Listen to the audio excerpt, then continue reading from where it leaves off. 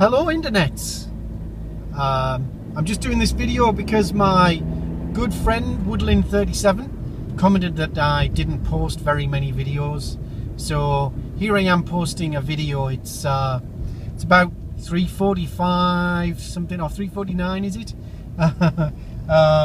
on Wednesday afternoon. I'm driving down one of the two main highways through Austin, Texas. This is Mopac, or Loop 1, the other one's I-35, and it's always like this at this time of day. It's always full of traffic. I guess I want to do a video game related post, as Carl likes, and I recently got my hands on a PlayStation 3. As somebody who loved video games and owned a video game store, and then from the point of getting the video game store onwards, hasn't played a huge number of video games. I mean, I play them every Sunday with my friend in England. I played Call of Duty probably for 6 years every Sunday, just on a Sunday. Never enough to improve to the level that some people were at that would slaughter us, but you know, just for fun. But I really didn't like the game. We're playing Grand Theft Auto 5 at the moment every Sunday. He's trying to convince me to get an Xbox One.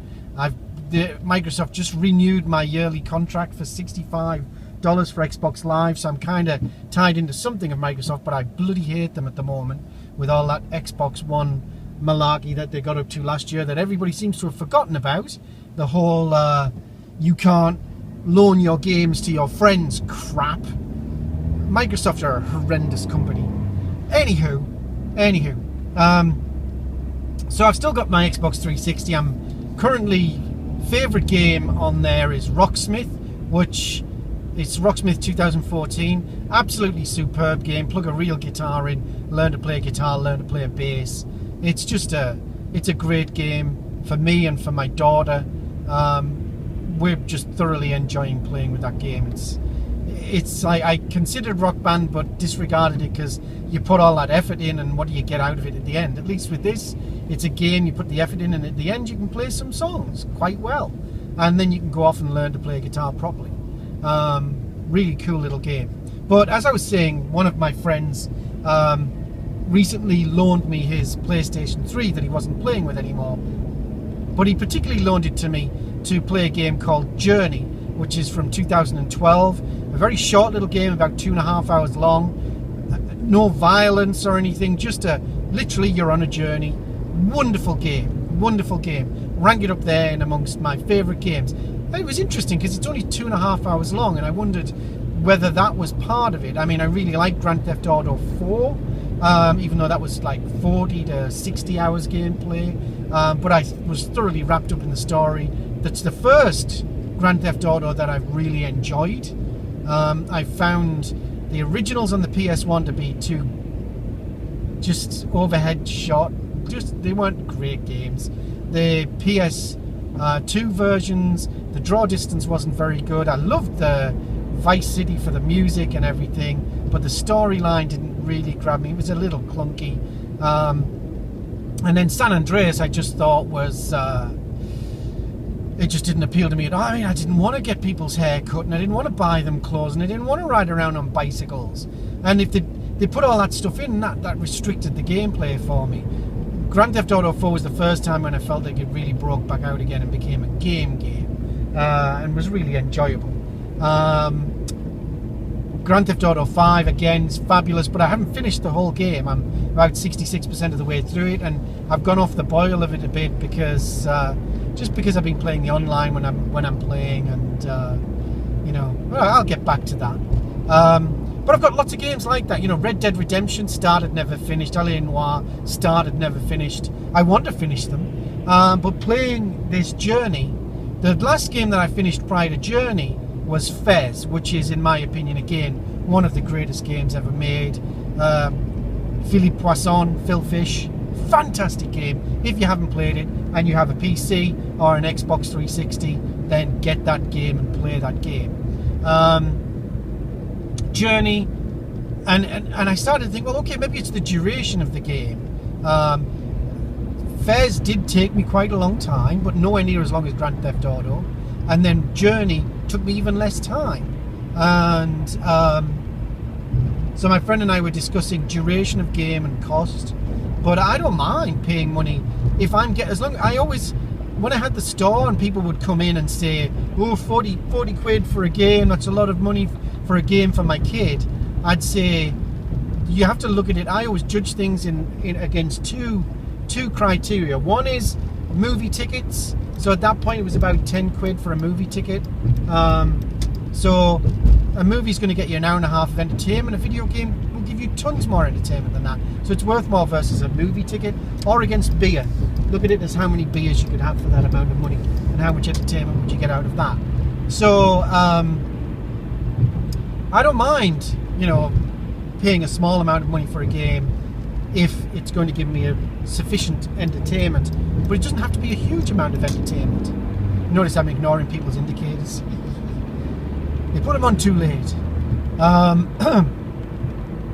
So I thought back and I thought, one game I never finished that I used to sell to people in my store. I used to actively encourage people to buy it. People would come in and they'd say they like this game or that game, and invariably the games that they liked made me think of this game, ICO on the PS2.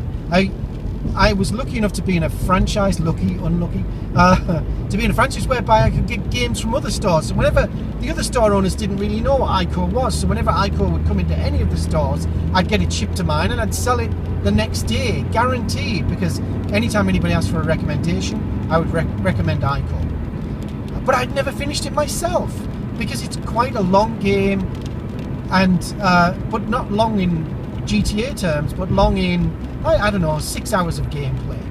And I was born in the generation of Twitch gaming, of Defender and Space Invaders and Golf and things like that, where you slot 10 pence in and you play a game for a few minutes and you get your thrill. The Atari 2600, the VCS, you put the cartridge in, you play a game, within minutes the game's over. They were meant to take quarters originally, those games.